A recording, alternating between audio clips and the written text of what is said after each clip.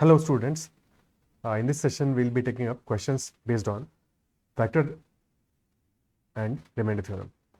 सबसे पहले थोड़ा बहुत बेसिक्स देख लेते हैं फैक्टराइजेशन और रिमाइंडर थ्योरम का नंबर सिस्टम में, and then will be moving to the questions of snap. So what is a factor as such? सबसे पहले what is a prime number?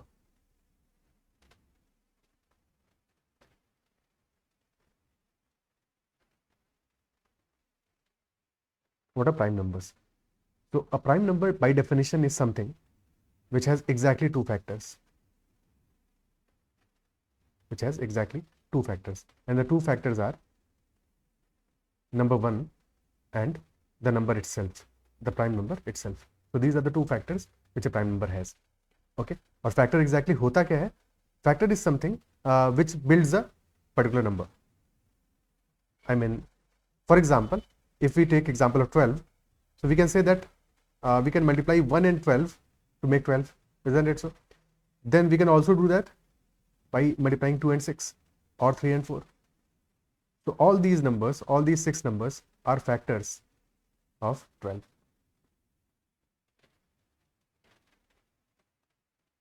And we need two factors to get to 12. Either it can be 1 and 12 और 2 and 6 और 3 and 4. तो हमेशा pair में ही factors की बात की जाएगी. ठीक है, एक और एग्जांपल लेते हैं. लेट अस से 16 की बात करें तो 16 can be made by 1 into 16, 2 into 8 और 4 into 4. So in case of 16 there are 5 factors. यहाँ पे 6 factors थे 12 के, क्योंकि 4 दो बार रिपीट हो रहा है. टोटल 5 factors है. Isn't it so? ठीक है, क्लियर है बात. और प्राइम नंबर्स के लिए कहा गया एग्जैक्टली टू फैक्टर्स होंगे, यानी कि ये जो पहला वाला हमारा मल्टीप्लिकेशन है सिर्फ और सिर्फ यही पॉसिबल है उनमें. There is no other factor, 1 and the number itself for the prime number. That should be clear. अब सो एनी नंबर, सबसे पहले 1 की बात करते हैं. What is 1? 1 क्या है? प्राइम नंबर है कि नहीं है? प्राइम है या नहीं है? सो 1 के केस में there is only one factor. 1 को तो हम 1 into 1 ही लिख सकते हैं, कोई और तरीका नहीं है. So only one factor is there. Two factors भी नहीं है. So this is not a prime number. This is not a prime number. ठीक है, और composite number भी नहीं है. So one is a special number जो कि ना तो prime है ना ही composite है. Then 2. 2 can only be written as 1 into 2.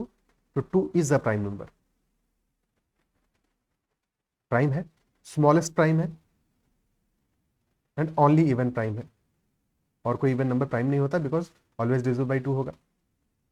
Then 3 is smallest odd prime number.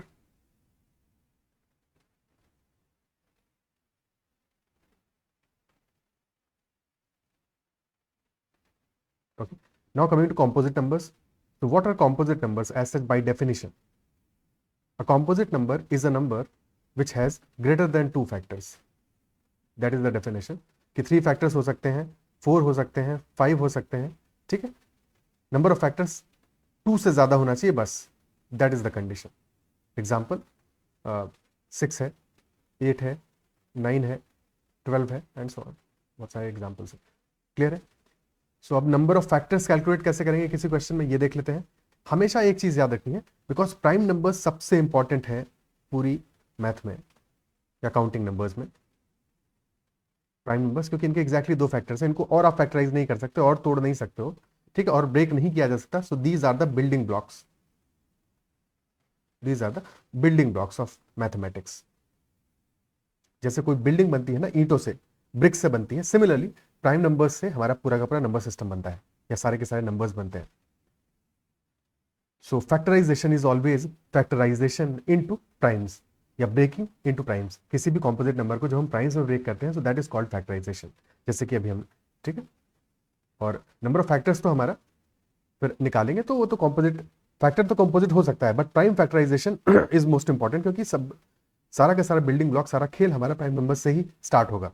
So for example, अगर हमने लिया number 24, 24 is what? 24 is 8 into 3. तो प्राइम नंबर्स की पावर्स में हमने इसको ब्रेक कर दिया. Now this can be written as 2 to the power 3 into 3 to the power 1. अब एक तरीका तो ये है, जैसे अभी हमने पीछे फैक्टराइजेशन किया, कि this can be written as 1 into 24, 2 into 12, 3 into 8 4 into 6, तो ये टोटल यहाँ पे 8 फैक्टर्स आ गए हमारे। बट छोटे नंबर्स के लिए तो ऐसे किया जा सकता है, जब नंबर्स बड़े हो जाएंगे, पावर ज़्यादा हो जाएंगी, तो तब फिर हम मैनुअली तो नहीं कर पाएंगे, तो इसलिए we should have a method जिससे कि हम नंबर ऑफ फैक्टर्स कैलकुलेट कर सके। तो 24 को फैक्टराइज किया हमने प्राइम फैक्टर्स में 2 cube into 3 to power 1। Okay, now any factor of 24 will have the power of 2 and power of 3 which will be either equal to the power that exists in 24 या उससे छोटी power होगी, यानी कि 2 का या तो मैक्सिमम पावर 3 होगा या उससे छोटा होगा, यानी 2 की पावर 0 हो सकती है फैक्टर में, या 2 की पावर 1 हो सकती है, या 2 का स्क्वायर हो सकता है, या 2 क्यूब हो सकता है। सिमिलरली फॉर 3 की पावर 0 हो सकती है, या फिर 3 का पावर 1 हो सकता है। यानी कि 4 पॉसिबिलिटीज है 2 की पावर के लिए, 2 पॉसिबिलिटीज है 3 की पावर के लिए, तो 4 इंटू 2 विच इंप्लाइज कि 8 फैक्टर्स होंगे फॉर 24। क्लियर है? ओके, सो इन जनरल अगर हमें कोई नंबर गिवन है, let us say number n is prime 1 to the power a, prime 2 to the power b, prime 3 to the power c, और हमें number factors जानने हैं, तो प्राइम 1 की पावर 0 से लेके a तक कितनी भी हो सकती है, यानी कि a plus 1 possibilities are there. For prime b also b plus 1 possibilities, for prime c c plus 1 possibilities, so a plus 1 into b plus 1 into c plus 1 is the number of factors for this prime number. Important क्या है कि these 3 numbers p1 p2 p3 should be primes, ये prime होने चाहिए, ये composite नहीं होने चाहिए। अगर कॉम्पोजिट होंगे तो पहले प्राइम में कन्वर्ट करना पड़ेगा। Is it clear? These numbers should be prime numbers. ठीक है, तो एक और छोटा सा एग्जांपल ले लेते हैं। लेट अस से हमें नंबर गिवन है, क्योंकि कई बार एग्जाम में जो नंबर गिवन होगा उसमें प्राइम्स ये नहीं भी हो सकते हैं। फॉर एग्जाम्पल 2 की पावर 3, 3 का स्क्वायर, और फिर देन 10 का cube and 15 to the power 4, और यहाँ पे क्वेश्चन पूछे कि नंबर ऑफ फैक्टर्स कितने होंगे। तो सबसे पहली गलती जो एग्जाम में प्रेशर में कई बार हो जाएगी कि आप स्ट्रेट अवे यहाँ से ही इसको लिख दोगे कि this is 3 plus 1 4 possibilities, 2 plus 1 3 possibilities, 3 plus 1 4, 4 plus 1 5, और ये मल्टीप्लाई करके आपने आंसर निकाल दिया, और ऑप्शन में डेफिनेटली ये दिया होगा, पर ये गलत होगा, बिकॉज सबसे पहले हमें इनको प्राइम में कन्वर्ट करना है। तो पहला तो 2 क्यूब है प्राइम है, 3 स्क्वायर प्राइम है, but 10 cube is not, 10 is not prime. तो 10 को सबसे पहले कन्वर्ट करेंगे प्राइम में, तो 10 क्यूब हो जाएगा 2 क्यूब इंटू 5 क्यूब। सिमिलरली 15 को भी कन्वर्ट करेंगे 3 और 5 में, तो दिस विल बी 3 का पावर 4, 5 का पावर 4। आप सारी पावर्स को एक साथ ले लेंगे, 2 की पावर हमारी हो जाएगी 3 प्लस 3 6, 3 की पावर हो जाएगी 2 प्लस 4 6, और 5 की पावर हो जाएगी 3 प्लस 4 7। अब फैक्टराइजेशन करेंगे, नंबर ऑफ फैक्टर्स कितने आएंगे? अब 6 प्लस 1 7 पॉसिबिलिटीज है, यहाँ भी 3 में भी 7 पॉसिबिलिटीज, और 5 में 8, तो 7 इंटू 7 इंटू 8 49 इंटू 8, ये हमारा आंसर हो जाएगा नंबर ऑफ फैक्टर्स का। क्या ये अप्रोच क्लियर होता है, समझ में आता है? ठीक है, ओके, ये तो बात हो गई हमारी नंबर ऑफ फैक्टर्स की। अब नंबर ऑफ फैक्टर्स में एक बात और आती है हमारी कि टाइम इवन फैक्टर्स या ऑड फैक्टर्स। इवन फैक्टर्स कितने होंगे? तो जब भी हम इवन फैक्टर की बात करेंगे, बस हमको इतना ध्यान रखना है, बाकी सब चीजें सेम रहेंगी, 2 की पावर 0 नहीं हो सकता है वहां पे।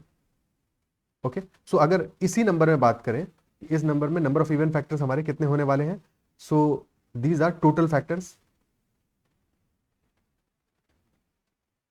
फॉर इवन फैक्टर्स 2 की पावर 0 अलाउड नहीं होगा, 1 से लेके 6 तक अलाउड होगा, तो इवन हो जाएंगे 6 और 3 और 5 पे कोई भी लिमिटेशन नहीं है, तो दीज आर इवन फैक्टर्स। और ऑड फैक्टर्स में सिर्फ और सिर्फ 2 की पावर 0 ही अलाउड होगा, ठीक है, और कोई 2 की पावर अलाउड नहीं होगी, यानी कि ऑड फैक्टर्स हो जाएंगे 1 इंटू 7 इंटू 8, तो this will be even and odd factors.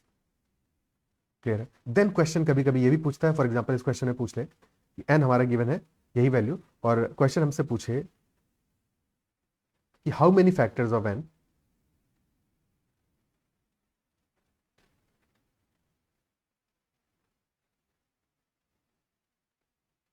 Are multiple of 40। ठीक है, सो यहाँ पे क्या करेंगे, सबसे पहले करेंगे 40 के मल्टीपल चाहिए। 40 क्या है? 40 का फैक्टराइजेशन करेंगे, 40 इज 2 का क्यूब, यानी 8 इंटू 5, 2 का क्यूब 5 की पावर 1। और अगर 40 के हमें मल्टीपल चाहिए, तो 2 और 5 की पावर्स पे लिमिटेशन यहाँ पे आ गया, 2 की पावर 3 से कम नहीं होनी चाहिए, और 5 की पावर 1 से कम नहीं होनी चाहिए, बराबर हो सकती है, ज्यादा हो सकती है। ठीक है, सो 2 की पावर के लिए पॉसिबिलिटीज अब क्या आ गई? 2 की पावर या तो 3 हो सकती है, या 4 हो सकती है, या 5 या 6, यानी कि 4 पॉसिबिलिटीज आर देयर। 3 के लिए कोई कंडीशन नहीं है, तो 7 पॉसिबिलिटीज ही रहेंगी। 5 की पावर 1 से लेकर 7 तक कुछ भी हो सकती है, यानी कि 7 पॉसिबिलिटीज, 0 नहीं हो सकता बस। तो 4 इंटू 7 इंटू 7, ये हमारा total number of multiples of 40 आ जाएंगे, which are factors of n। Clear है? ओके, ठीक है, तो दीज आर बेसिकली क्वेश्चन जो कि फैक्टराइजेशन से रिलेटेड आ सकते हैं या फैक्टर से, नंबर ऑफ फैक्टर से रिलेटेड आ सकते हैं कॉन्सेप्ट। अब हम रिमाइंडर थ्योरम की बात कर लेते हैं।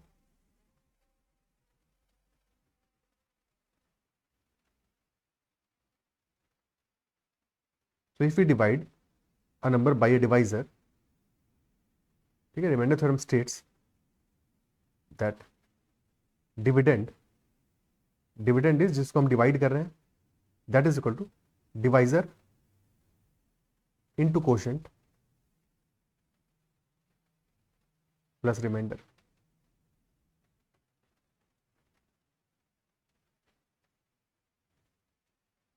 ठीक है, dividend is divisor into quotient plus remainder. तो अगर रिमाइंडर हमारा जीरो है, if remainder is equal to zero, then dividend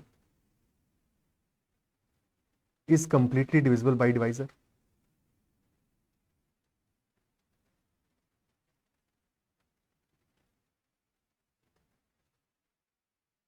okay, और जीरो नहीं है तो इट इज नॉट डिविजिबल, कोई रिमाइंडर दे रहा है हमको। और फॉर एग्जांपल अगर हमारे पास दो नंबर्स ऐसे हैं, लेट अस से ए है और बी है, दो नंबर्स हमारे, और इनको अगर हम सी से डिवाइड कर रहे हैं, ठीक है, सो ए के केस में सी से ये डिवाइड हो रहा है कुछ टाइम्स, और कोई क्वेश्चन दे रहा है लेट अस से Q1 और प्लस रिमाइंडर दे रहा है R। बी को भी डिवाइड कर रहे हैं सी से, तो कोई अदर क्वेश्चन दे रहा है Q2 और रिमाइंडर दे रहा है R। If that is the case, यानी कि दोनों केसेस में अगर रिमाइंडर सेम है, इफ रिमाइंडर इज सेम, तो अगर हम ए में से बी को सब्ट्रैक्ट कर दें, तो ए minus b will be equal to c into Q1 minus Q2, और क्योंकि Q1 और Q2 इंटीजर है तो Q1 माइनस Q2 भी इंटीजर होगा, ठीक है, प्लस R माइनस R यानी कि जीरो। सो रिमाइंडर जीरो आ गया, विच इंप्लाइज कि अगर ए और बी दोनों सेम रिमाइंडर दे रहे हैं तो ए माइनस बी हमारा मल्टीपल ऑफ सी होगा, ठीक है, and so on. So this is the basic about remainder theorem. अब क्वेश्चंस करते हैं और क्वेश्चंस के साथ में चीजों को समझते चलेंगे। क्लियर है? ओके।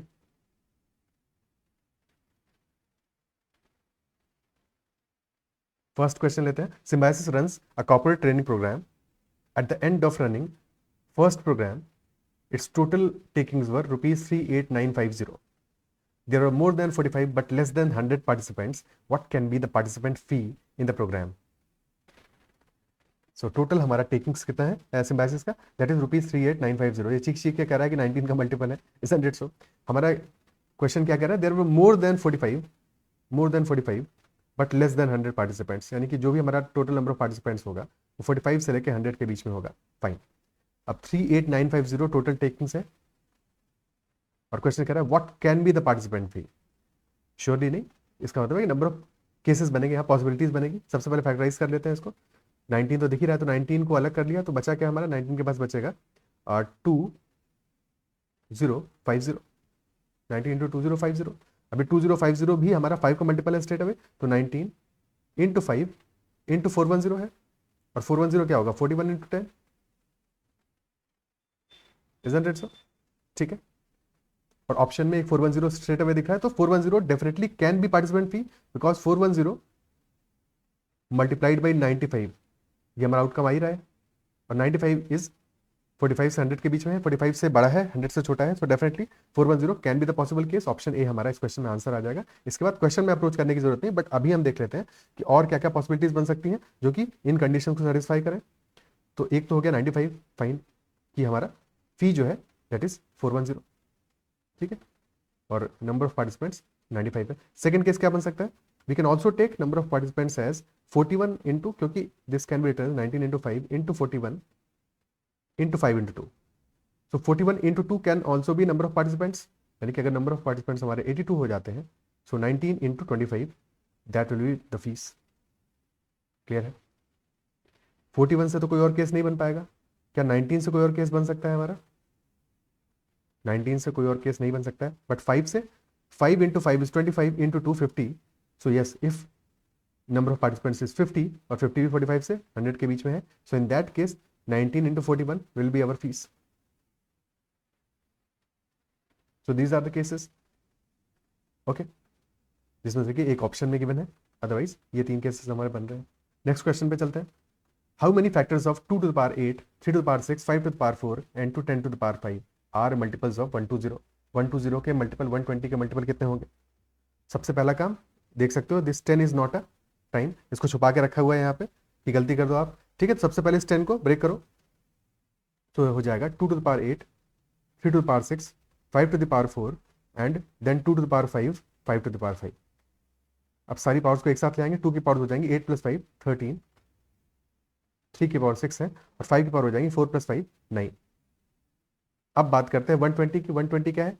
12 × 10, 12 हमारा 2 का स्क्वायर 3 की पावर 1 और 10 है 5 की पावर 1 2 की पावर 1, यानी कि ये है नंबर हमारा 2 क्यूब इंटू 3 की पावर 1 इंटू 5 की पावर 1, यानी कि 2 की पावर 3 से कम नहीं होनी चाहिए हमारी, ठीक है। 3 से लेकर 13 तक 2 की कितनी पावर्स होंगी?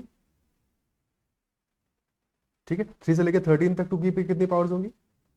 और या फिर इन जनरल देखो ऐसा कर लो कि मल्टीपल्स ऑफ 120 चाहिए तो 120 से डिवाइड कर दो इसको, इस नंबर को 120 से हमने डिवाइड कर दिया, यानी 2 की पावर 3, 3 की पावर 1, 5 की पावर 1 से इसको डिवाइड कर दिया।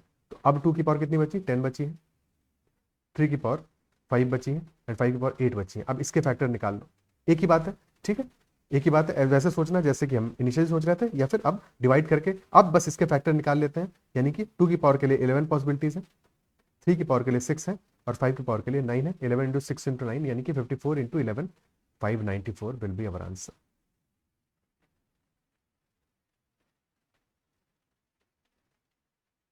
ठीक है, बिकॉज अल्टीमेटली हमें क्या चाहिए था? 120 का मल्टीपल ही तो चाहिए था, इजंट इट सो? क्लियर है? Next question, the difference between two numbers is 1365 when larger number is divided by the smaller number, the quotient is 6 and the remainder is 15, so what is the smaller number? दो numbers हमें given है जिनका difference given है 1365 when the larger number is divided bye smaller number the quotient is 6, यानी कि larger number अगर हमारा late us से L है, ठीक है, और स्मॉलर नंबर S है, तो L is equal to S into quotient कितना है? 6 है, S इंटू 6 + 15। और क्वेश्चन में हमें क्या है? डिफरेंस गिवन है, तो सबसे पहले इसको L - S में कन्वर्ट करना पड़ेगा, तो दोनों साइड में S सब्ट्रैक्ट कर देते हैं।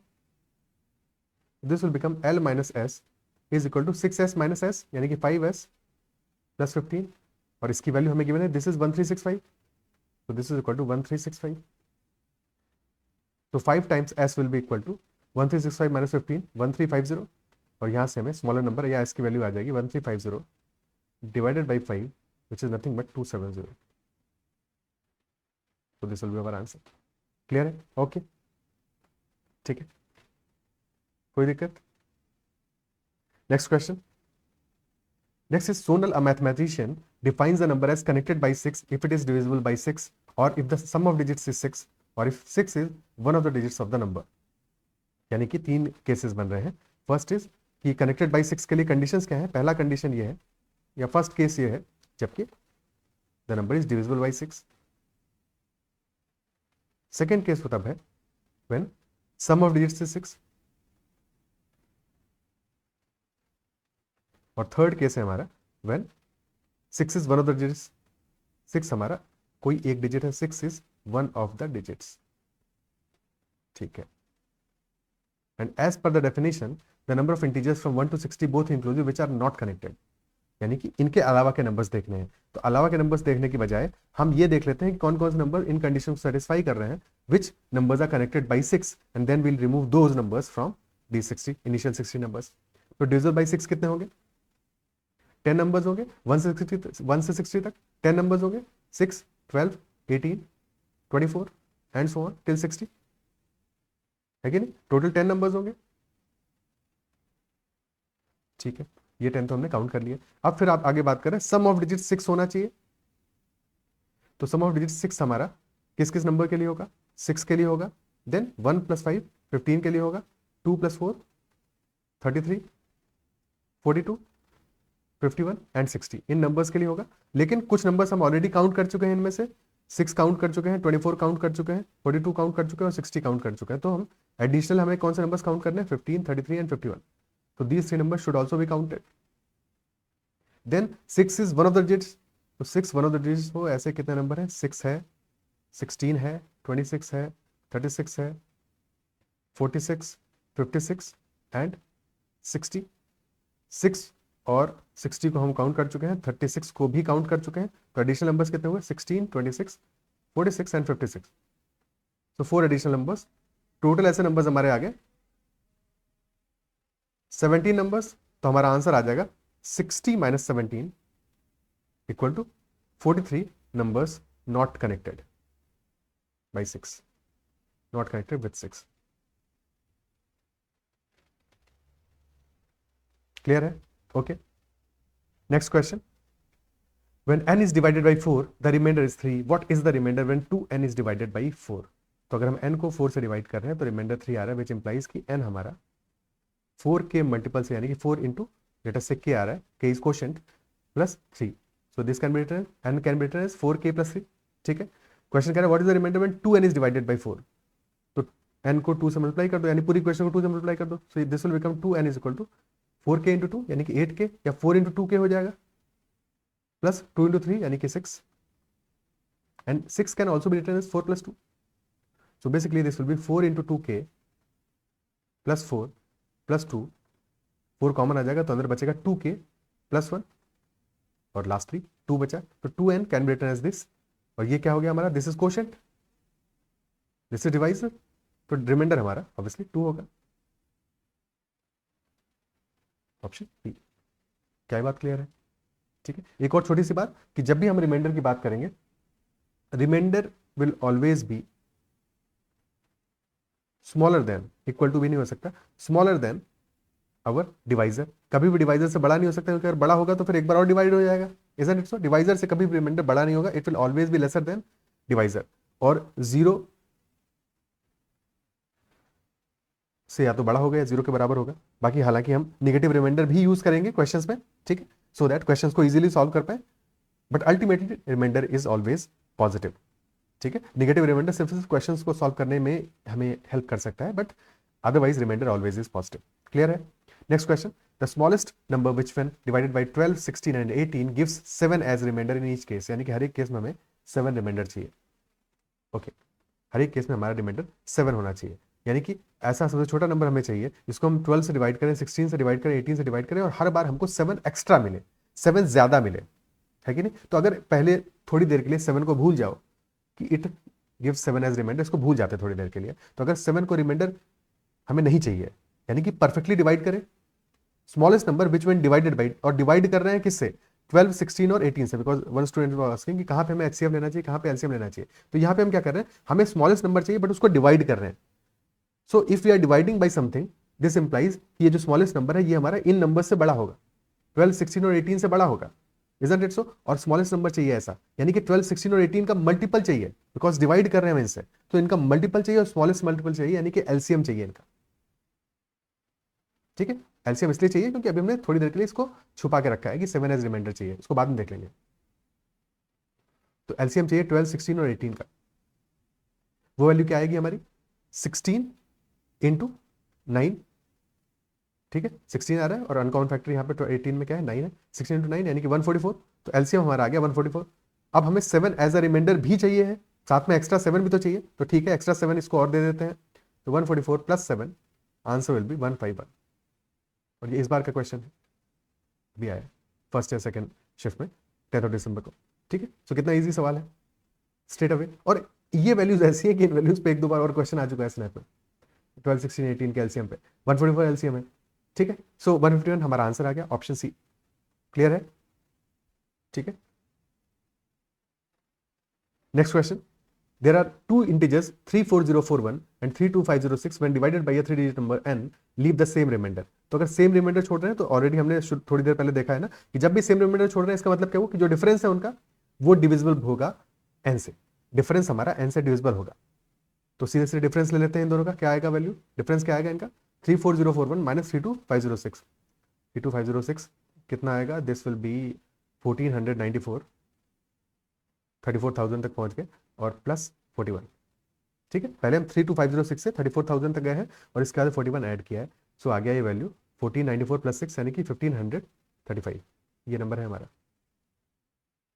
अब ये 5 से तो डिविजिबल है ही है, तो 5 इंटू बचा क्या इसके बाद, 5 के बाद में बचा है 307। सो n की वैल्यू हमसे पूछा है, n एक 3 डिजिट नंबर है, क्या 307 को हम और एडिशनल फैक्टराइज कर सकते हैं और ज्यादा फैक्टराइज कर सकते हैं? ठीक है, बिकॉज ऑप्शन में 307 गिवन है, बट हमें यह भी चेक करना है कि 307 क्या डेफिनेटली n होगा, यानी कि अगर हो सकता है कि मल्टीपल ऐसे पॉसिबिलिटीज बने अगर एक से ज़्यादा बनेंगे तो फिर n के बारे में हम श्योरली नहीं कह सकते, तो उस केस में can not be determined answer हो जाएगा। ठीक है, नन ऑफ दीज नहीं गिवन है, कैन नॉट बी डिटरमाइंड, यानी कि n के मल्टीपल वैल्यूज पॉसिबल है, ऐसा भी हो सकता है, तो उसको हमें चेक करना पड़ेगा। तो 307 हमारा जो नंबर है, इसको 3 से डिवाइड करेंगे तो नहीं हो रहा है ऑब्वियसली। ठीक है, 5 से तो होना ही नहीं है, 7 से हो रहा है क्या, नहीं हो रहा है। देन अब 11 से करेंगे, सिर्फ और सिर्फ प्राइम नंबर से डिवाइड करना है। पहली चीज ये है, देखो जब भी हम डिविजिबिलिटी चेक करेंगे, जब भी हमको डिविजिबिलिटी चेक करना है या नंबर ऑफ या फैक्टर चेक करना है कि इसका कोई फैक्टर है या नहीं है, तो हमेशा ध्यान रखना है कि डिवाइड करेंगे, divide by prime numbers only, कभी भी किसी कॉम्पोजिट से डिवाइड नहीं करेंगे, क्योंकि अगर कॉम्पोजिट से डिवाइड तभी हो सकता है जब किसी प्राइम से हो, अगर प्राइम से ही नहीं हो रहा तो कॉम्पोजिट से क्यों होगा, तो टाइम वेस्ट नहीं करना है। ठीक है, दूसरी बात यह है कि divide by prime numbers up to, कहां तक, 307 तक थोड़ी डिवाइड करेंगे, up to square root of 307, यानी कि स्क्वायर रूट ऑफ 307 से छोटे, क्योंकि जब भी हम फैक्टराइजेशन करते हैं तो एक चीज याद रखनी है कि फैक्टराइजेशन में हमें दो नंबर्स मिलते हैं जिनको मल्टीप्लाई करके हम नंबर बनाते हैं अपना ओरिजिनल नंबर, यानी कि 307 बनाने के लिए हमें दो नंबर चाहिए होंगे तभी तो 307 बनेगा। ठीक है, जिनको मल्टीप्लाई करके 307 बना है, तो उनमें से एक नंबर हमारा स्क्वायर रूट से छोटा होगा या बराबर होगा और दूसरा स्क्वायर रूट से बड़ा होगा, तो छोटे वाले नंबर को चेक करना है हमें। ठीक है, अगर नहीं मिल रहा है स्क्वायर रूट ऑफ 307 से छोटा कोई नंबर, इसका मतलब है कि this is a prime number, कोई भी नंबर मिलेगा नहीं। तो ये कितना आ रहा है रफली वैल्यू, ये रफली वैल्यू हमारी 18 से छोटी आ रही है। ठीक है, लेस देन 18 आएगा, यानी कि 17 तक चेक करना है सिर्फ हमको, 7 से नहीं हो रहा है। ठीक है, 11 से भी नहीं हो रहा है, 13 से भी नहीं हो रहा है, 17 से चेक करेंगे, डेफिनेटली नहीं हो रहा है। ठीक है, so definitely this is a prime number, यानी कि एक ही पॉसिबिलिटी है कि 307 हमारा n की वैल्यू हो, और ये डेफिनेट है, पक्का है, ये कोई शक नहीं इसमें, ऑप्शन बी आंसर हो जाएगा। Is that clear? ठीक है, ओके। बाकी शक्ल से तो प्राइम लग ही रहा था, बट शक्ल से लगने के बाद भी एक बार चेक करना हमेशा जरूरी होता है। Next question, the remainder obtained when 2 to the power 97 is divided by 97। इस क्वेश्चन में देखो एक छोटी सी चीज है जो हमें सीखनी है, जो समझनी है कि लेट अस से अगर हमें कोई नंबर गिवन है a और उसकी पावर गिवन है p-1, उसको हम डिवाइड कर रहे हैं p से। p क्या है यहाँ पे, p is a prime number, कोई प्राइम नंबर से डिवाइड कर रहे हैं और उसकी पावर p-1 गिवन है, और a और p आपस में को प्राइम है, a एंड p आर को प्राइम। को प्राइम हम देख चुके हैं लास्ट सेशन में, मतलब क्या हुआ इसका कि जो HCF है हमारा हाईएस्ट कॉमन फैक्टर है a और p का, वो 1 होना चाहिए, यानी कि इनमें कोई कॉमन फैक्टर नहीं होना चाहिए। और अगर हम a की पावर p-1 को प्राइम p से डिवाइड कर रहे हैं तो जो रिमाइंडर आएगा हमारा, वो रिमाइंडर इक्वल टू 1 होगा, that remainder will be equal to 1। क्या ये बात समझ में आती है? ठीक है, ओके। इसके कुछ एग्जांपल्स भी ले लेते हैं। लेट अस से हमने कहा 2 की पावर 6 को हम 7 से डिवाइड कर रहे हैं, तो रिमाइंडर क्या आएगा?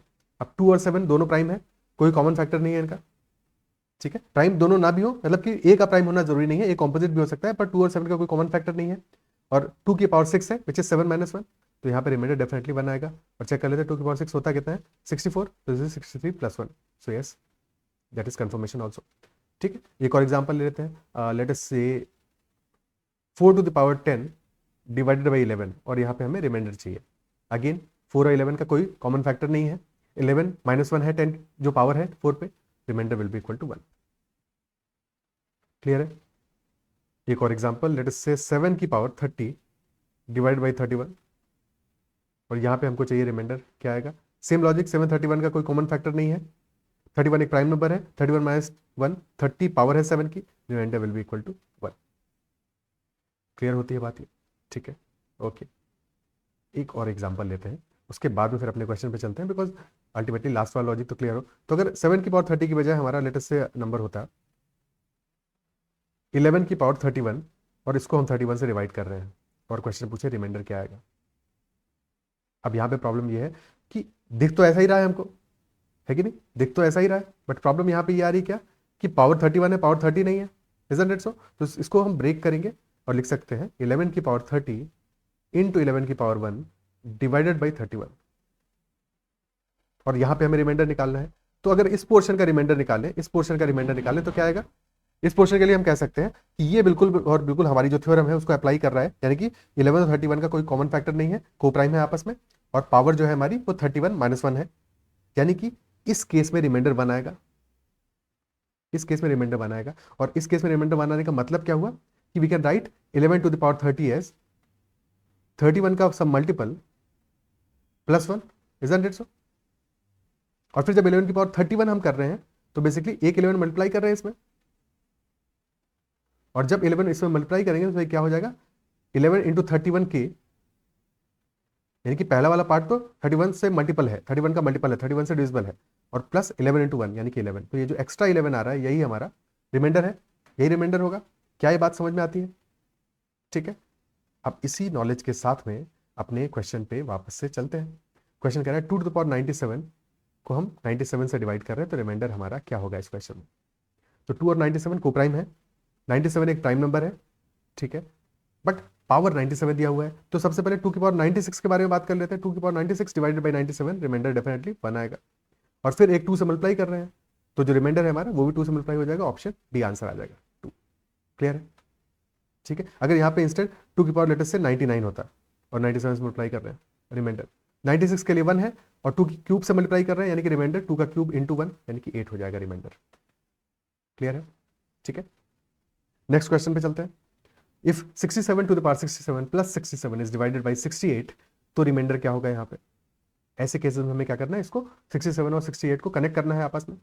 तो अगर हमें late us say number given है n-1 की पावर 15 को हम डिवाइड कर रहे हैं n से, और क्वेश्चन पूछे कि रिमाइंडर क्या आएगा।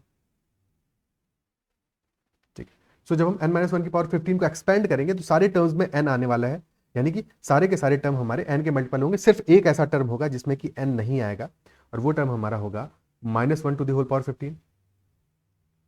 Isn't it so? ऐसे समझो कि हमने लिखा x - 2 इंटू x - 2 नहीं, 1 ही लिखते हैं बिकॉज 1 के बारे में बात कर रहे हैं। तो n-1 into n-1 into n-1, और ऐसा हमने लिखा है 15 टाइम्स। ठीक है, तो या तो ऐसा होगा कि ये सारे के सारे n आपस में मल्टीप्लाई होंगे, या फिर कुछ n मल्टीप्लाई होंगे, कुछ 1 मल्टीप्लाई होंगे, लेकिन जब तक एक भी n मल्टीप्लाई हो रहा है तो हमारा वो नंबर जो आएगा, मल्टीप्लिकेशन आएगा, वो तो n का मल्टीपल आएगा। इजंट इट सो? सिर्फ एक ही केस बनेगा जबकि सारे के सारे 1 मल्टीप्लाई होंगे और कोई भी n मल्टीप्लाई नहीं होगा, और वो केस क्या होगा? अगर सारे के सारे 15 ब्रैकेट्स हैं टोटल, बिकॉज पावर 15 है, तो -1 की power 15, that number is there जहां पे कि n का टर्म नहीं आने वाला है, सो this is not divisible by n। और इसको भी हमको डिवाइड करना है n से, तो यहाँ पे रिमाइंडर कितना आने वाला है? दिस इज -1 की पावर 15, यानी कि ऑड पावर है, तो ये नेट में -1 बनेगा, यानी रिमाइंडर हमारा आएगा -1, लेकिन रिमाइंडर तो माइनस में होता नहीं है, तो फिर इसमें एक n ऐड कर देंगे, यानी कि रिमाइंडर हमारा हो जाएगा n-1। क्लियर है? रिमाइंडर हो जाएगा n-1, और यही अगर इवन पावर होती, यानी कि n-1 टू द पावर 16 और फिर n से डिवाइड करते, सेम कहानी होती, -1 की पावर 16 रिमाइंडर होता, बट क्योंकि इवन पावर है तो ये +1 देगा, तो रिमाइंडर हमारा 1 आ जाएगा। तो जब भी पावर इवन में होगा तो 1 रिमाइंडर आएगा, जब भी पावर ऑड में होगा तो n-1 रिमाइंडर आएगा। ये चीज़ ध्यान रखनी है। ठीक है, मतलब समझ में आ गई होगी ये बात? ठीक है, बस इसको प्रैक्टिस कर लेना है। सिमिलरली अगर हमारा n+1 हो और उसकी पावर होता 15 और उसको n से डिवाइड करते तो रिमाइंडर क्या आता? इस केस में तो +1 है, तो +1 की पावर चाहे 15 हो चाहे 16 हो, ये तो 1 ही देने वाला है, तो रिमाइंडर 1 ही होगा उस केस में। क्लियर है? तो +1 की पावर, यानी कि जब n+1 केस होगा, n+1 की कोई पावर होगा तो हमेशा रिमाइंडर 1 होगा, जब n-1 होगा, ठीक है, यानी कि जिस नंबर से हम डिवाइड कर रहे हैं, जो हमारा डिवाइजर है, उससे एक छोटे नंबर की पावर सम पावर होगा, तो अगर पावर ऑड है तब तो -1 रिमाइंडर आएगा, यानी n-1 रिमाइंडर आएगा, और जब पावर इवन होगी तो +1 रिमाइंडर आएगा। तो these are a few things जिनको कि हमें समझ लेना है, एंड विद दैट नॉलेज यहाँ पे क्या करेंगे, this is 67 to the power 67, यानी कि 68 -1 टू द पावर 67 और प्लस 67 क्या है, +68 -1, और इसको डिवाइड कर रहे हैं हम 68 से, तो पहले वाले केस में रिमाइंडर कितना आ जाने वाला है? -1 की पावर 67, यानी कि -1 आएगा, ऑड पावर है, और दूसरे वाले केस में भी -1 ही आएगा, यानी कि -2 रिमाइंडर होगा। Isn't it so? But remainder minus में नहीं हो सकता, तो इसमें हम एक बार अपना डिवाइजर ऐड कर देंगे, यानी 68 ऐड कर देंगे, तो 66 हमारा इस क्वेश्चन का आंसर हो जाएगा। Remainder will be 66। Clear? Next question, what is the remainder when 1 factorial plus 2 factorial plus 3 factorial plus 4 factorial plus 5 factorial plus 6 factorial plus 7 factorial plus 8 factorial plus 9 factorial till 100 factorial is divided by 7? So यहाँ पे हमारा reminder क्या आने वाला है? क्या करेंगे इसमें? ट्राई करो।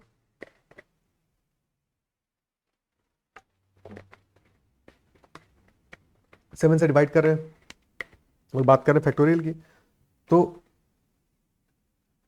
अगर हम लेट अस से 10 फैक्टोरियल की बात करें तो 10 फैक्टोरियल क्या है, 1 से लेके 10 तक सब कुछ मल्टीप्लाई हुआ है इसमें,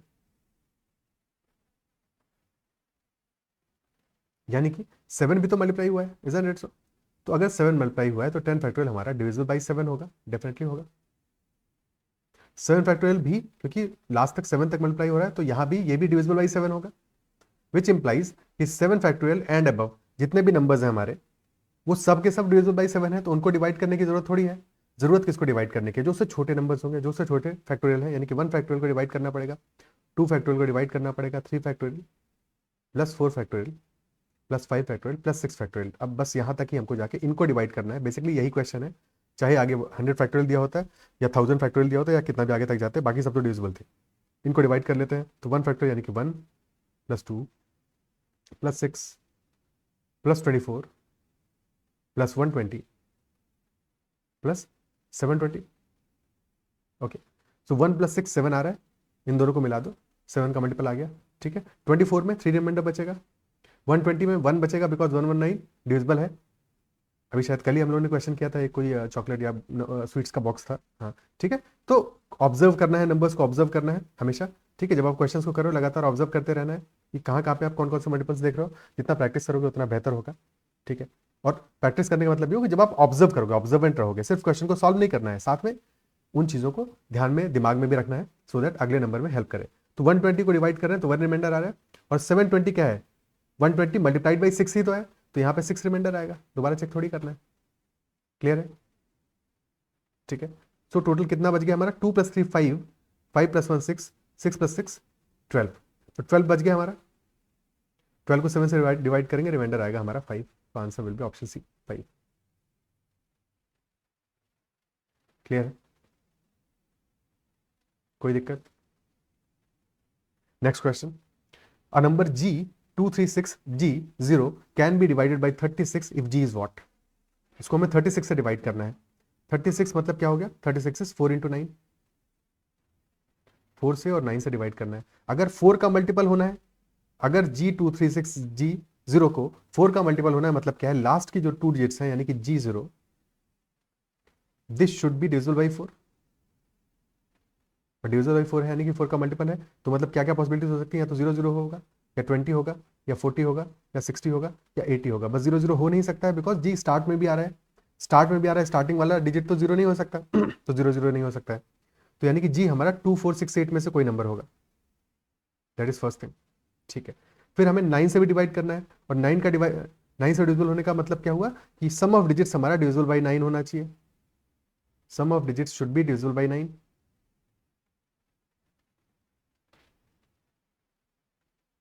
सम आ क्या रहा है, जी प्लस 2 प्लस 3 प्लस 6 यानी कि 11 plus again G plus 0, so this should be divisible by 9, isn't it divisible by 9 not 11, ठीक है। सो या तो ये 18 हो सकता है सम हमारा, या 27 हो सकता है। अगर ये सम हमारा 18 होगा तो 2g 7 के बराबर हो जाएगा, अब जी हमारा डिजिट है तो 7 और तो नहीं हो सकता। 27 होगा तो 2g हमारा 16 के बराबर हो जाएगा, यानी कि जी हमारा 8 के बराबर हो जाएगा, और definitely G is equal to 8 यहाँ पे एक पॉसिबिलिटी हमारा 4 के 4 से डिवाइड करने पे भी था कंडीशन, तो definitely 8 will be our answer and 8 is the only possible answer, तो ऑप्शन सी हमारा आंसर हो जाएगा। Not more than 1 values are possible because और आगे जाएंगे, 27 से हम 9 और लिया, 36 पे चले गए, तो 25 आ जाएगा, 2g 10 से बड़ा थोड़ी हो जाएगा, ठीक है। क्लियर है? Okay, next question, on dividing p and q by a divisor x, the remainders obtained are 265 and 378 respectively, but when their sum is divided by the same divisor x, the remainder obtained is 138। जब p और q को हम x से divide करें, the remainders obtained are 265 and 378, but when the sum is divided by the same divisor x, the remainder obtained is 138। so we have to find out x, कि x की value क्या होगी if p q and x are all natural numbers। so p can be written as ax, a quotient है हमारा, ठीक है, ax plus 265 reminder आ रहा है। Similarly q can be written as bx plus 378, and if we add both of them तो p plus q will be equal to ax plus bx, यानी कि a plus b into x plus 265 plus 378। और question क्या कह रहा है कि when their sum is divided by the same divisor x the remainder obtained is 138, यानी कि ये पोर्शन तो हमारा ऑलरेडी डिविजिबल है। अगर हम 265 प्लस 378 को डिवाइड कर रहे हैं, ये नंबर आ कितना रहा है 378, 478, 578, 644 सॉरी 643, ठीक है 643 आ रहा है। और 643 हमारा क्या है, this is when divided by x, तो कोई क्वेश्चन सी दे रहा होगा c इंटू एक्स प्लस 138 हमें रिमाइंडर दे रहा है। क्या ये बात समझ में आती है? क्या ये बात क्लियर होती है? ठीक है। बाकी एग्जाम में जब आप करोगे तो आपको अगर ये बात समझ में आ गया तो स्ट्रेट अवे लिखोगे, सीधे सीधे आप 265 378 को ऐड करोगे और ये इक्वेशन बना सकते हो। क्यों पहले वाली इक्वेशंस को लिखोगे, कोई जरूरत नहीं है उनकी। ठीक है, तो 643 is some multiple of x plus 138, यानी कि c into x is equal to 643 minus 138, और ये वैल्यू कितना आ रहा है, this is 505, this is 505। Okay, so अगर ये 505 है, 505 के फैक्टर्स क्या क्या हो सकते हैं, इट कुड बी, यानी कि c की वैल्यू क्या हो सकती है, सॉरी x की वैल्यू क्या हो सकती है, x पूछ रहा है क्वेश्चन में हमसे, x की वैल्यू क्या हो सकती है, x can be equal to, because c और c इंटू एक्स हमारा 505, तो x हमारा 505 का कोई फैक्टर होगा या 505 खुद होगा, तो x या तो 505 होगा या फिर 101 होगा या 5 होगा या 1 होगा। 101 एक प्राइम नंबर है, तो और तो इसको ब्रेक नहीं कर सकते। तो यही 4 केसेस बनेंगे। अब एक चीज और हमको पता है कि जो भी हमारा रिमाइंडर है, reminder should always be less than our divisor, यानी कि 265 should be less than x, 378 should be less than x, और अगर ये दोनों लेस देन x है तो x हमारा ना तो 101 हो सकता है, ना 5 हो सकता है, ना 1 हो सकता है, सिर्फ और सिर्फ 505 ही हो सकता है। तो ऑप्शन डी आंसर आ जाएगा। क्लियर है? ओके, अब अगर कोई भी इसमें ऑप्शन ए मार्क करके आ गया है तो समस्या है कि नहीं? बिकॉज ऑप्शन ए पॉसिबिलिटी है बट नहीं हो सकता, इसलिए नहीं हो सकता बिकॉज रिमाइंडर फिर 265 कैसे आएगा भाई, रिमाइंडर बड़ा थोड़ी हो जाएगा। Next question, if 10 to the power 99 minus 1 plus 10 to the power 17 plus x is divisible by 9, तो x की वैल्यू क्या होगी?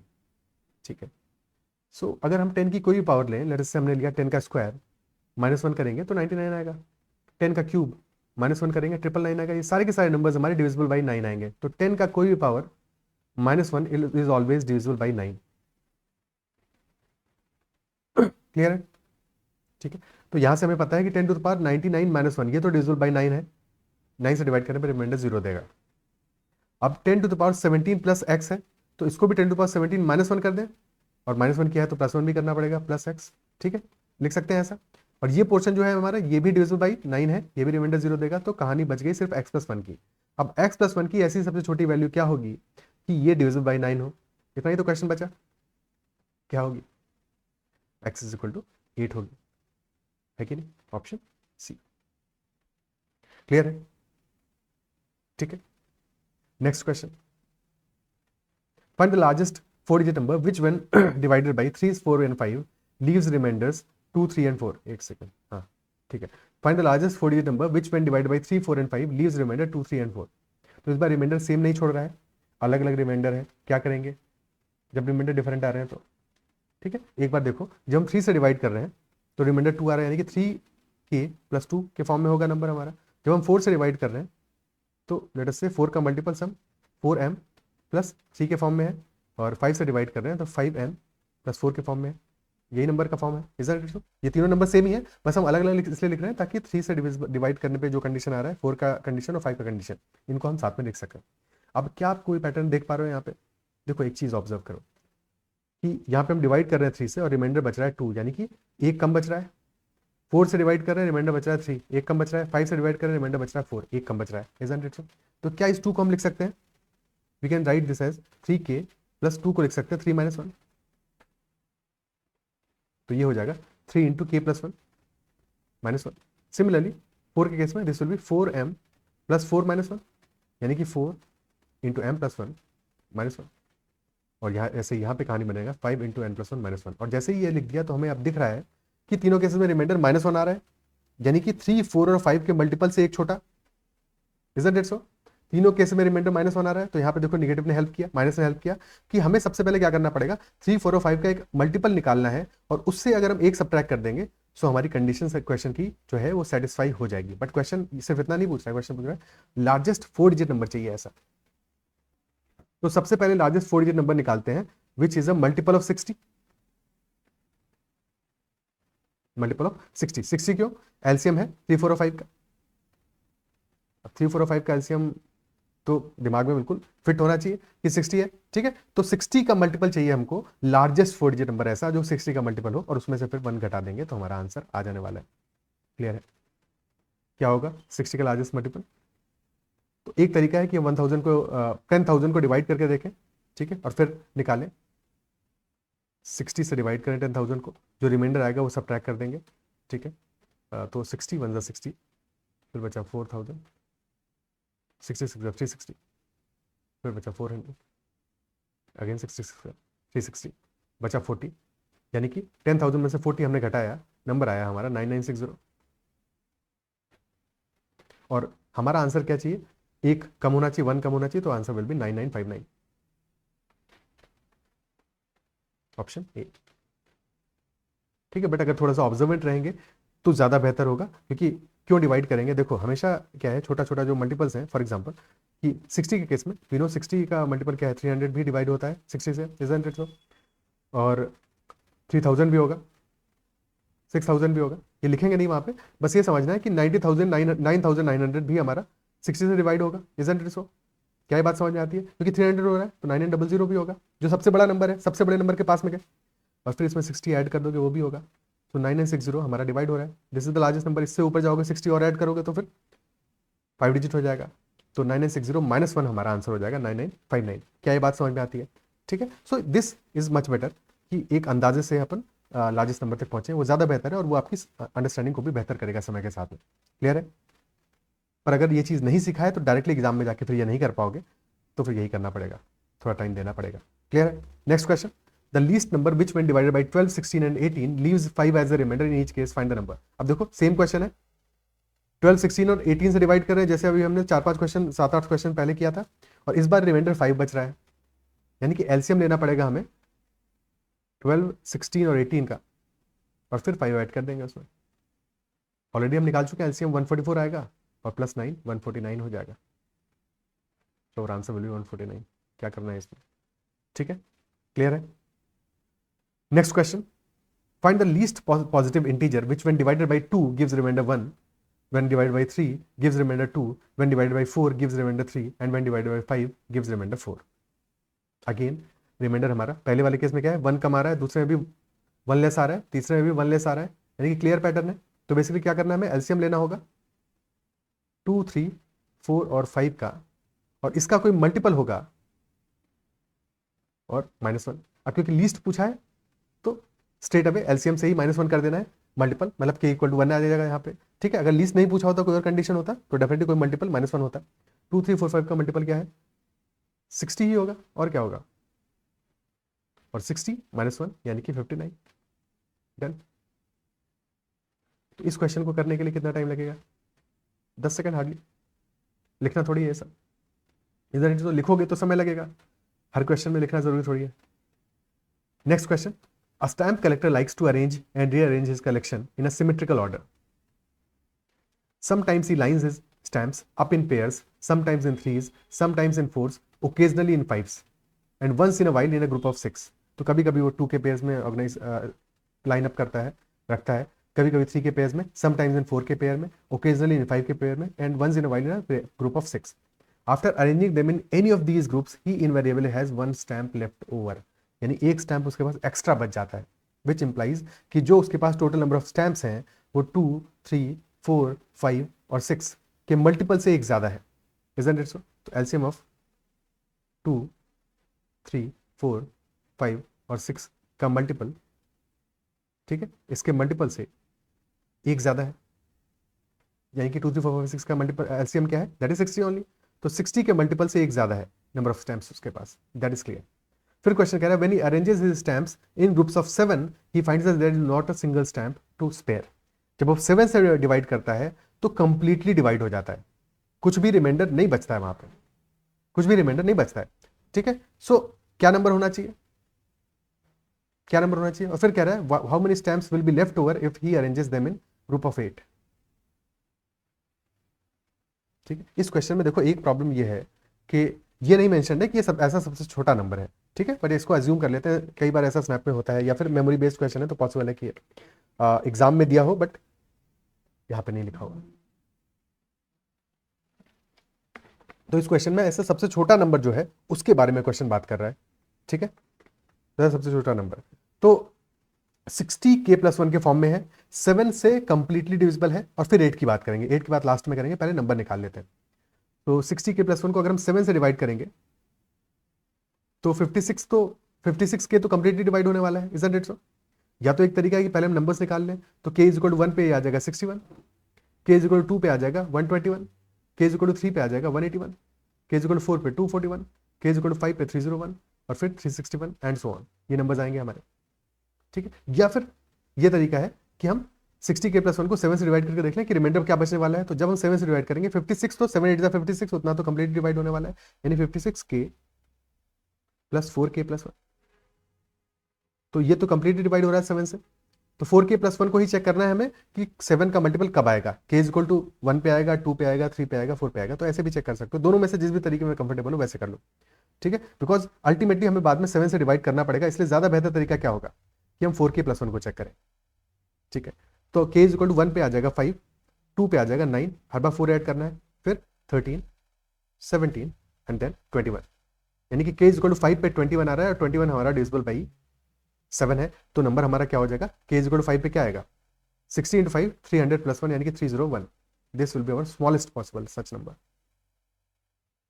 ठीक है, this is not the only possible, ये स्मॉलेस्ट है, तो अगर क्वेश्चन में पॉसिबिलिटीज दिया होता तो फिर पंगा हो जाता, ठीक है। क्वेश्चन कह रहा है how many stamps will be left over if he arranges them in groups of 1, groups of 8, अब 8 से डिवाइड करने पे क्या रिमाइंडर आएगा, 301 को जब 8 से डिवाइड करेंगे तो क्या रिमाइंडर आएगा, ठीक है, 8 से 24 61, यानी कि 5 रिमाइंडर आने वाला है, ऑप्शन बी, क्लियर है, ओके। अगला नंबर क्या होगा, अगला नंबर क्या होगा, अब जब अगला नंबर यानी कि स्मॉलेस्ट 301 है, अगला नंबर क्या आने वाला है, अगले नंबर के लिए हम इसमें 420 ऐड करेंगे, 420 ऐड करेंगे, इजंट इट सो, तो 301 बिकॉज 60 का मल्टीपल है और 7 का भी मल्टीपल है, तो 60 इंटू 7 420 ऐड करेंगे, next such number will be 420 + 301 यानी कि 721, और इसको अगर 8 से डिवाइड करेंगे तो क्या रिमाइंडर आएगा, तब 1 आएगा, यानी कि 8 से डिवाइड करने पर रिमाइंडर के केसेस क्या बनेंगे, या तो 1 आएगा या 5 आएगा, तो डेफिनेट केस नहीं है, स्मॉलेस्ट के लिए 5 आएगा, अदरवाइज 1 और 5 में से कोई भी आंसर हो सकता है, क्या ये बात समझ में आती है, ठीक है। तो क्वेश्चन अगर एग्जाम में आएगा ये दोबारा और लैंग्वेज आपकी प्रॉपर होगी तो ये समझना है कि अगर can not be determined option में गिवन हो तो, और लीस्ट नहीं गिवन हो, यानी कि पॉसिबल केसेस बनेंगे, 301 भी हो सकता है, 721 भी हो सकता है, 721 + 420 भी हो सकता है एंड सो ऑन, तो फिर हमारा रिमाइंडर या तो 1 आएगा या 5 आएगा, क्योंकि ऑप्शन में 1 गिवन ही नहीं है, तो यहाँ पे तो हम 5 मार्क कर सकते हैं, और दीज भी नहीं गिवन है, या फिर कैन नॉट बी डिटरमाइंड भी नहीं गिवन है, ठीक है। तो बिकॉज एक्चुअल में इस क्वेश्चन का आंसर अगर लीस्ट नहीं है तो कैन नॉट बी डिटरमाइंड होगा, क्या ये बात आप समझ पा रहे हो, अप्रिशिएट कर पा रहे हो इस बात को, ठीक है। मैं आपको इस क्वेश्चन के लिए सिर्फ आंसर नहीं कर रहा हूँ, इन जनरल भी आंसर कर रहा हूँ, एग्जाम में जब ये क्वेश्चन आएगा तो फंसना नहीं, अटकना नहीं है, कब आप क्या आंसर करोगे, दो केसेस आएंगे, 1 भी रिमाइंडर हो सकता है और 5 भी रिमाइंडर हो सकता है, अगर लीस्ट है तो डेफिनेटली 5 होगा, फॉर श्योर 5 होगा, कोई डाउट नहीं है, बट अगर लीस्ट नहीं है तो फिर 1 और 5 में से कुछ भी हो सकता है, और अगर ऑप्शंस ऐसे दिए हैं जैसे इस क्वेश्चन में दिए हैं, क्योंकि इस क्वेश्चन में नॉट ऑफ दीज ऑप्शन नहीं दिया है, can not be determined option नहीं दिया है और लीस्ट भी नहीं लिखा है, तो जो फिट कर रहा है ऑप्शन उसको हम टिक मार्क कर देंगे, यानी कि 5 को टिक कर देंगे, because 5 is the correct out of the given options, clear है, okay. Next question, a number when successively divided by 5 and 6 gives remainders 3 and 2 respectively, what will be the remainders if the number is successively divided by 3 and 4, ये जो question है ये थोड़ा सा different इस मामले में है कि यहाँ पे हम जो डिवाइड कर रहे हैं सक्सेसिवली डिवाइड कर रहे हैं, ठीक है, ये ऐसा नहीं है कि पहले हमने 5 से डिवाइड किया फिर 6 से डिवाइड किया, इन द सेंस कि 5 से सेपरेटली नंबर को डिवाइड किया तो ऐसा आ रहा है, 6 से सेपरेटली नंबर को डिवाइड किया तो ऐसा आ रहा है, नहीं, दिस इज सक्सेसिव डिवीजन, यानी कि पहले हमने क्या किया, अगर हम 5 से डिवाइड कर रहे हैं तो रिमाइंडर आ रहा है 3, मतलब क्या हुआ कि दिस नंबर n इज, अगर कोई नंबर n है तो n हमारा हो जाएगा 5 इंटू क्वोशिएंट आया q लेटर से और +3, इस फॉर्म में होगा, isn't it so. Successive sorry successive division का मतलब ये हुआ कि अब हम इस जो क्वोशिएंट है इसको डिवाइड करेंगे, this quotient is divided bye 6, क्या इस बात को समझ पा रहे हैं कि अब आगे जाके नंबर नहीं डिवाइड हुआ है, ये क्वोशिएंट डिवाइड हुआ है, और क्वोशिएंट के बारे में बात की जा रही है कि रिमाइंडर 2 दे रहा है, यानी कि this q is equal to 6 का मल्टीपल लेट अस से 6m + 2। क्या ये बात समझ पा रहे हो? ठीक है, एक एग्जांपल ले लेते हैं। लेट अस से हमने 123 के बारे में बात किया, और 123 को पहले हमने डिवाइड किया है 4 से। 4 से डिवाइड करेंगे कितनी बार जाएगा? 30 टाइम्स जाएगा, ठीक है, और रिमाइंडर बचेगा 3। अब ये जो 30 हमारा क्वोशेंट आया है, इस 30 को हमने 7 से डिवाइड किया, ठीक है, 4 टाइम्स जाएगा और रिमाइंडर बचेगा 2। तो ये कहानी हमसे क्वेश्चन अगर कहे कि a number divided by 4 leaves remainder as 3 and then successively divided by then next divided by 7 and leaves remainder as 2, तो ऐसी कहानी है, ठीक है। तो यहाँ पे क्या है, q की वैल्यू आ गई 6m + 2, तो n हमारा हो जाएगा 5 और अंदर q को लिख देंगे 6m + 2 + 3। क्या बात समझ में आती है? मान लो क्वेश्चन और कहता है कि फिर से फर्दर इसको डिवाइड किया हमने, एक एग्जांपल के लिए समझ लें, फर्दर हमने इसको डिवाइड किया है 7 से और रिमाइंडर दे रहा है ये 1, तो फिर ये जो m है इसकी जगह में लिखना पड़ता है कि this m is equal to 7p + 1, और उसको फिर रख देते हैं और फिर चीज़ों का एक्सपेंड करते हैं। क्या ये बात समझ में आती है? ठीक है, तो बिल्कुल भी ऐसे क्वेश्चन से घबराना नहीं, this is not a difficult question, but थोड़ा सा ये ट्रिकी है कि सक्सेसिव डिवीजन के बारे में बात कर रहा है and successive division is different, तो ये जो टर्म है इसको भी कॉशियसली समझना है, ठीक है। अब इसको एक्सपेंड करते हैं, तो n will be equal to 5 × 6 यानी कि 30m + 5 × 2 यानी कि 10 + 3, तो दिस इज 30m + 13। अब अगेन इस क्वेश्चन में भी ऐसा ही है कि जो वैल्यूज हमें गिवन है उसके लिए पॉसिबल केसेस बनेंगे, यानी कि ये नंबर क्या हो सकता है, एक तो हो सकता है 30 + 13 यानी कि 43, या फिर 73।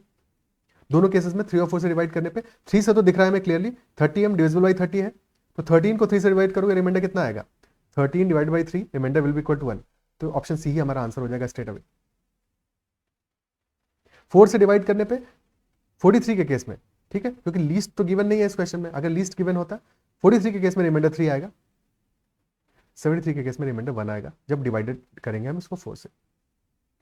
आई गेस इन क्वेश्चंस में या तो ये लीस्ट नंबर है और लीस्ट वैल्यू लिखा नहीं हुआ है, ठीक है, लीस्ट के केस में रिमाइंडर आ रहा है 3, तो 1,3 इस क्वेश्चन का आंसर आ जाएगा। तो there is that confusion language, ठीक है, होता है जो स्नैप में। तो ये बात समझ में आ रही है कि नहीं आ रही है? ठीक है, क्लियर है कि 1,3 हमारा आंसर हो जाएगा ऑप्शन सी। 1 तो डेफिनेट है, 3 से तो हमेशा 1 ही आएगा रिमाइंडर, 4 से डिवाइड करने पे 3 आएगा और 1 आएगा, लीस्ट के केस में 3 आ रहा है, फिर 73 में 1 आएगा, फिर इसका आगे जो अगला नंबर होगा 103 में फिर से 3 आ जाएगा, एंड सो ऑन। क्लियर है? ओके। सो लैंग्वेज क्वेश्चन की जो है एग्जाम में जब आए तो एग्जाम में आपको ध्यान देना है कि लैंग्वेज क्या पूछा है, सक्सेसिव डिवीजन पूछ रहा है कि ऐसा जो नॉर्मल क्वेश्चन है वैसा पूछ रहा है, फिर यह है कि लीस्ट नंबर के बारे में पूछा है या इन जनरल पूछ रहा है। तो इन जनरल में डेफिनेटली 4 के बारे में हम नहीं कह सकते, या तो 3 आएगा या फिर 1 आएगा। तो अगर दोनों ऑप्शंस गिवन है या फिर ये दिया है कैन नॉट बी डिटरमाइंड, तो फिर हमें कैन नॉट बी डिटरमाइंड को टिक करना पड़ेगा, ठीक है। Next question, find the value of 1 × 1 factorial + 2 × 2 factorial + 3 × 3 factorial + 4 × 4 factorial and so on till 20 × 20 factorial. और क्वेश्चन पूछ रहा है कि इसकी वैल्यू क्या होगी। देखो एक चीज जो हमें 100% पता है कि नहीं होगी इसकी वैल्यू, वो है ऑप्शन ए, बिकॉज जब 20 × 20 फैक्टोरियल को हम ऐड कर रहे हैं, सारी वैल्यूज ऐड हो रही हैं, तो इतना छोटा वैल्यू कैसे आ सकता है? 20 फैक्टोरियल -1 कैसे आएगा? ठीक है, जब ऑलरेडी लास्ट नंबर ही उसका 20 टाइम्स है। क्लियर है? बट बाकी के बारे में हमें नहीं पता है, तो ऐसे क्वेश्चन में क्या कर सकते हैं, ऑब्जर्व करने की कोशिश करते हैं, बिकॉज समहाउ इसको कनेक्ट किया गया है 21 और 22 फैक्टोरियल से, यानी कि इसके अगले फैक्टोरियल से, ठीक है। तो स्टार्ट का पैटर्न ऑब्जर्व करते हैं, बिकॉज क्लियर पैटर्न है। तो 1 फैक्टोरियल 1 × 1 फैक्टोरियल यानी कि 1 फैक्टोरियल को क्या हम लिख सकते हैं, it can be written as 2 factorial -1, लिख सकते हैं कि नहीं? Isn't it so? ठीक है, कोई दिक्कत? और 1 फैक्टोरियल + 2 × 2 फैक्टोरियल कितना होगा, इसलिए 1 + 2 × 2 यानी कि 4, 5 होगा, और 3 फैक्टोरियल होता है 6, तो दिस इज 3 फैक्टोरियल -1। थोड़ा थोड़ा पैटर्न बन रहा है शायद, ठीक है, एक बार और देख लेते हैं। सो अब इन दोनों में यानी कि 1 फैक्टोरियल + 2 × 2 फैक्टोरियल में ऐड करते हैं 3 × 3 फैक्टोरियल। सो 5 तो ये ऑलरेडी था, 3 फैक्टोरियल 6 है, 6 × 3 18, सो 5 + 6 × 3 5 + 18 यानी कि 23 बन रहा है, जो कि 24 - 1 है, विच इज 4 फैक्टोरियल -1। अब चाहो तो इसमें 23 में इसमें 4 × 4 फैक्टोरियल यानी कितना हो, 24 × 4 96 भी ऐड कर लो, तो this is coming out to be 119 which is 120 minus 1, यानी कि 5 फैक्टोरियल माइनस 1। तो क्लियर पैटर्न है कि इन सबका सम जो होगा क्या होगा, that will be 21 factorial minus 1, option B. Clear है? ठीक है, ओके। और इसको सॉल्व करने का तरीका भी एक्चुअल में ऐसा ही है कि 1 फैक्टोरियल को आप लिख दोगे 2 फैक्टोरियल माइनस 1, अगर जनरल तरीके की बात करें, ठीक है। तो जैसे ही यहाँ पे लिखोगे तो अगला क्या हो जाएगा, this will be 2 factorial minus 1 plus 2 times 2 factorial. अभी आगे के नंबर्स को इग्नोर करो, इसको फोकस करो। तो 2 फैक्टोरियल प्लस 2 इंटू 2 फैक्टोरियल क्या होगा, 3 टाइम्स 2 फैक्टोरियल और माइनस 1 रहेगा। तो this will become 3 factorial minus 1। और फिर अब अगले नंबर पे फोकस करो 3 इंटू 3 फैक्टोरियल पे, तो this will become 4 factorial minus 1 and so on. तो सॉल्व करने का तरीका भी इसको यही है, आंसर हमारा ऑप्शन बी आ जाएगा। क्या ये बात समझ में आती है? ठीक है, बट इसको छोटा सा अगर नहीं है क्लियर हो रहा था तो पैटर्न देख के भी हम आंसर मार्क कर सकते हैं, isn't it so? Because clear pattern है, एक डेफिनेट सीरीज है। So these are all the questions related to reminder theorem and factorization, and एक दो मिसलिनियस क्वेश्चन भी हमने अटेम्प्ट कर ही लिया यहाँ पे। सेशन कैसा लगा आपको जरूर बताइएगा, अगर अच्छा लगा है सेशन तो लाइक जरूर कीजिएगा, और अगर कहीं पे किसी क्वेश्चन में डाउट रह गया है तो जरूर पूछ लीजिएगा। That is all for the session, और by the evening I will also upload a session on geometry। ठीक है, इतना ही रखते हैं अभी फिलहाल इस सेशन में। Bye, take care. और अगर चैनल को अब तक सब्सक्राइब नहीं किया है तो जरूर कर लीजिएगा। That's all, bye bye.